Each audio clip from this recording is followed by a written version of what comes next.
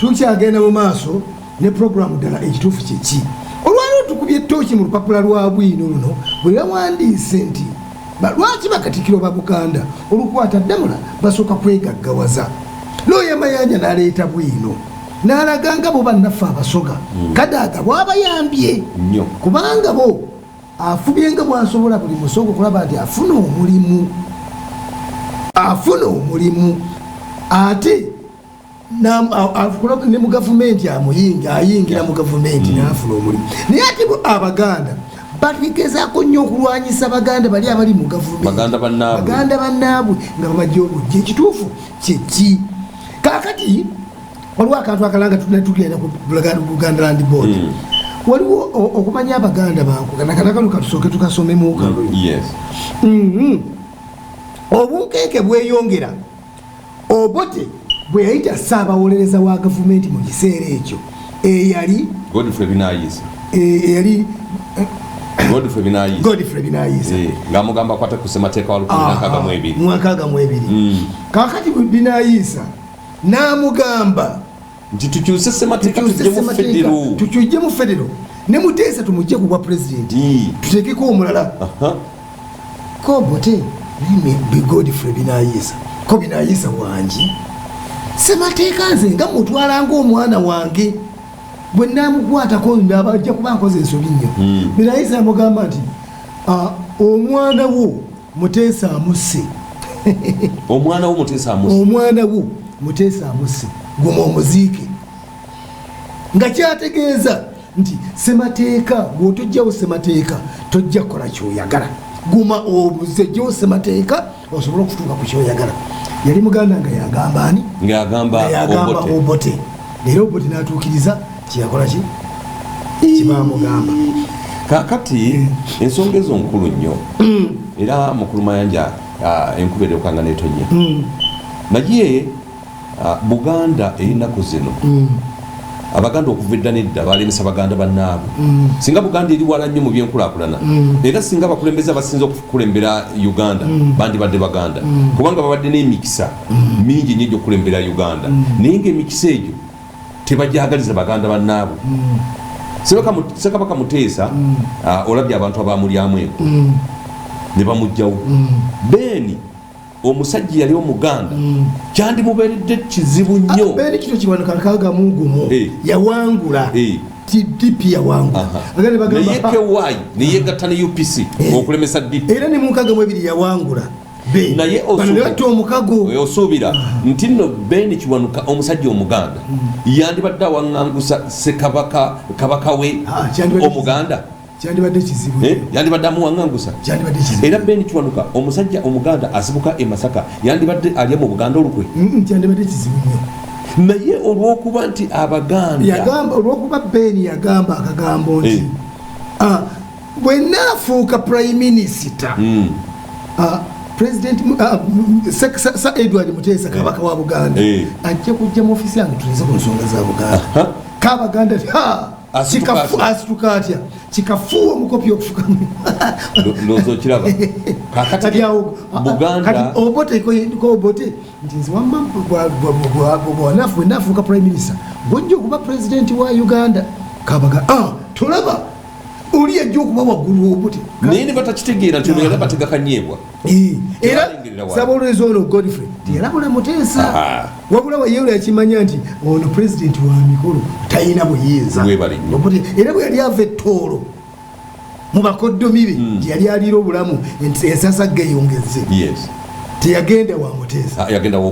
Obote kuba yali akimanyi nti oli yalina obuyinza n'amutegeeza nti nno tulina okukyusa ssemateeka kakati Katikkiro obalabi bazzi beyagaliza Katikkiro Mayiganzi kubanga kati bwenyina okwogerako yali mu ntebe yandibadde ayamba Obuganda ne butereera lwaki waliwo emisango mingi nnyo egizze nga gya Buganda Land Board ng'abantu bemulugunya olw'ekitongole kino ekigenda kijja ku bantu ssente ekitunda ettaka lyabwe mu ngeri y'amankwetu n'ebintu ebirala byonna Katikkiro Mayiga bw'atayambe Baganda bali mu kutulugunyizibwa n'okubonaabona naye ajja kubeera nga Bakatikkiro abalala Baganda abalya mu Baganda bannaabwe enkwe kubanga bw'otunuulira ekyokulabirako ekyennyumba ya Dr. Kasasa ey'ebuziga Katikkiro Joseph Mulwanya Mulise Mwogerere ye yateekako omukono okugabira ennyumba eyo ow'oluganda lwa Kabaka wa Buganda. Okitegedde? Katikkiro Joseph Mulwanya Mulise Mwogerere ye yateeka omukono ku ndagaano eyagaba ennyumba ya Dr. Kasasa nga bagiwa Omulangira David Wasajja muto wa Ssaabasajja Kabaka wa Buganda. Era endagaano eyo Katikkiro wa Buganda yagikulembera mu Muganda naye ng'ekyobugagga kya Muganda munne akimuggyako akigabira oluganda lwa Kabaka. Kale nno Katikkiro bw'abanga tasobodde kutaasa Buganda ejja kwongera okuswazibwa ennyo. Ssaabasajja Kabaka wa Buganda ajja kwongera okutwalibwa mu mbuga z'amateeka kubanga bano bakatikkiro mu constitution y'eggwanga tebabamanyi bamanyi Kabaka. Kyova olaba nti bano kazambi gwe bakola eno Buganda Land Board agwera mu Ssaabasajja Kabaka wa Buganda bamututte mu mbuga z'amateeka bamuvunaana kino. Ssaabasajja Kabaka wa Buganda yagenze n'asaba obuwumbi 1902 okubagatta mu ttaka ly'emutungo.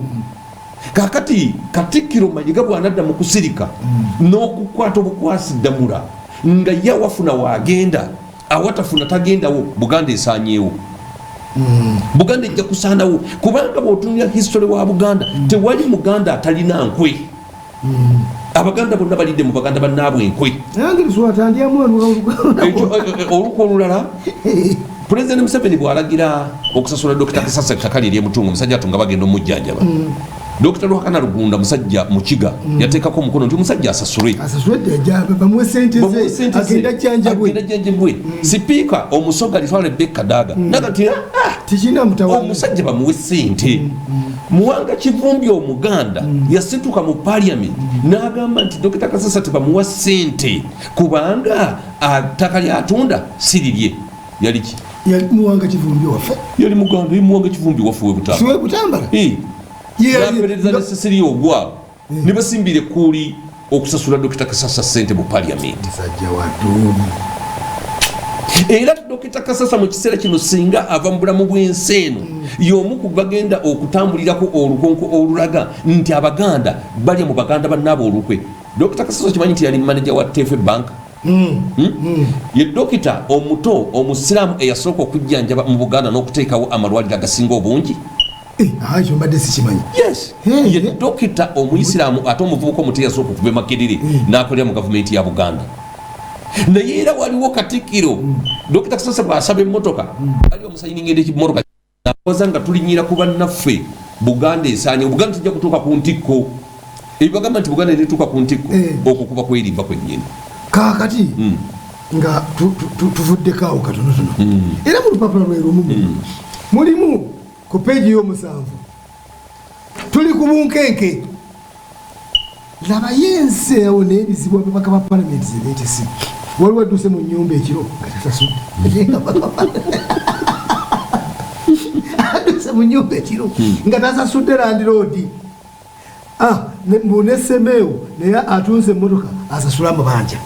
Ekituufu kyeki omanyi nina omwami omugwe nabadde njogerako naye nawe omwami mukulu y'omu ku basajja balina ssente wano mu kibuga Kampala yaŋŋambye nti ekireetera ababaka ba palamenti ebizibu kwe kuba nti bamanyiira omusaala omunene kati bagumanyiira ne expenditure neyeeyongera ne batagicontrolinga kakati wakati mu expenditure ey'amaanyi beekanga nga bagudde mu mabanja so nga ate omuntu agenda mu palamenti ng'afuna miliyoni 2 ninga zimumala tebalina financial discipline naye bw'agenda mu palamenti n'afuna obukadde 3 n'atandika okusaasaanya kino n'atandika okusaasaanya kiri ekibaviirako kubeera mu mabanja. Ababaka ba palamenti abo bemulaba baavu okuggyako abamu ku abo abakodo ennyo kati toyinza kusanga kasiba nte nga mwavu oyo sente azirina ate ziragawa ate bano ziragawa bakolera ebitundu byabwe notuuka okudduka mu nju sente zonna abalonzi bazinona abafiiriddwa abalwazizza abaana beetaaga okuweerera enguudo obugga buli kimu. Kampala bakola ki? Tebalina ekibakola. Tewaliwo obugga bwogenda kutindira abaana buli munna Kampala yeesobola togenda kuziika togenda kukola kisente ogirya yonna nekugweramu naye abasajja abali mu byalo ebyo basemewo nsoboga buli lunaku agula keesi y'omufu abaana sukulu fees na buli kimu bw'oteesala ku balonzi era bajja kubaavuwaza nnyo. Olina okubeera ne financial discipline n'omanya nti ne miliyoni 10 zezange 10 ziteeka mu constituency 10 bwe ziggwawo toyongera ku spending okujja nga waliwo emergency. Kati nno gundi ani ona bwino agamba nti kumpi lunaku wabeerawo abakyala baleeta abaana mu palamenti nga kuliko omubaka gwe balumiriza okubazaalamu n'atalabira baana abo. Sipiika Kadaga yakubirira ku bakyala bano ensonga ez'ekikolo ekyo nezirema kusaasaana. Omubaka omu gwe sigenda kwatuukiza mannya yawawabiddwa lwakudduka mu nnyumba ekiro ekansanga nga tasasudde landiroodi. Ebyabaka bibeeko kubanga ebintu tujja kubisobola tupondeko wano bizeemu. Era bwina atandise agamba abange bizeemu. Gavumenti efuddeyo ku byamagye okukuba abantu amasasi nga bwe gwali kwami kasomewoko katono obudde bugenzi. Omukyala omumyuka w'omwogezi wa gavumenti Kano Shabani Bantariza awakanyiza ebigambibwa nti eggwanga lizzeeyo mu biseera bya Amini n'Obote abajaasi bwe bakubiranga abantu amasasi mu ngeri y'ekyonoonero. Kino kiddiridde munnamateeka munnamagye yawummula Lieutenant Colonel Juma Seiko okuba amasasi 9 mu bantu ku Kaleerwe ne Kawempe n'alumya abantu 2 ate ye Ali Juuko ow'emyaka 45 n'ategeeza nti yazirise olw'ensusi n'addusibwa mu ddwaliro e Mulago gyasiibuddwa. Kati omujaasi ono bagamba nti yali motoka yakolobola ku motoka n'atabuka. Omujaasi omulala yassa abantu eri eggulu basatu. Omupoliisi yasse banne eno ebunamwaya naye olw'okuba nti ebintu bizzeemu abantu abamu beetaaga okugambibwako. Tonna bakulaba waliwo akapapula k'amawulire kabeera okwo ku online bakaita trumpet. Omukuumi w'omulangira David Wasajja ni yali agenda kutta abantu. Waliwo ebbaala emu esangibwawo Kiwaatule yava mu mbeera kyakadde akoze etya ajjayo piisi tewakuba abantu amasasi tebaba bakanyama kumuvumbagira. Yali agenda kutta abantu ku kilabu eyo. N'olw'ensonga eyo nze nandirowoozeza nti abakulu ng'abo ab'ebitiibwa abakuumibwa beewanga ebitiibwa bwe muba mugenze ku kilabu ngeze okumiramu akatonotono saawa 3 njagende waka naye saawa 8 oli mu bbaala oyina abakuumi nabo basanyusa sente zivaawe za buli lunaku ezo zemunywe zitaggwa. Era abakulu abo tujja kubatuukiriza amanya gye bujja bwe banaaba nga tebakoma ku kunywa mwenge na kuwonoona ssente eza institutions ezimu wano ewaffe mu Uganda ne mu Buganda ne babeera nga mu mwenge abakuumi ne batasobola bakomako na buli kimu. Tujja kubireeta n'ebifaananyi tujja kubikwata tubireete abakulu abo nga bali mu mabaala bali mu kwesanyusa na buli kimu. Ebifaananyi bwe tunaaba nga tubimaliriza byeditinga tujja kubireeta. Kale nno y'ensonga ezo ezimu ku ezo ezirimu nti bizzeemu. Abajaasi lwaki basinze okutta abantu? President Museveni abajaasi lwaki basinze okutta abantu mu biseera bino? Okirabye? Kale eddala ekituufu kyeki pulogulaamu yaffe olunaku olwaluluza tugigenda gikomekereza nyongera okujjukiza bannamawulire mwenna beegattira mu sako yaffe eya Central Region Journalist Sacco nti olunaku olwaleero tulinayo fundraising ceremony wali ku BMK House ku level 6. Kale mubiireyo mwenna olunaku olwaleero ku ssaawa zigenda kubeera 6 zennyini ez'omutuntu. Tulina abagenyi bangi abagenda okutukyalira n'okutuyamba okusonderako ku ssente ez'okuyamba abamawulire. Abamawulire basusse okubeera nga bakola ebitaliyo olw'ensonga z'ebyensimbi. N'osanga musajja wattu myaka 5 ebintu biganye. So mujje mwegatte ku sako yaffe tusobole okutambuza obulamu, okulwanirira bannaffe, okujjanjaba bannaffe n'okubeera mu bulamu obweyagaza. Mubeere bulungi, tetujja kusingaawo mweraba.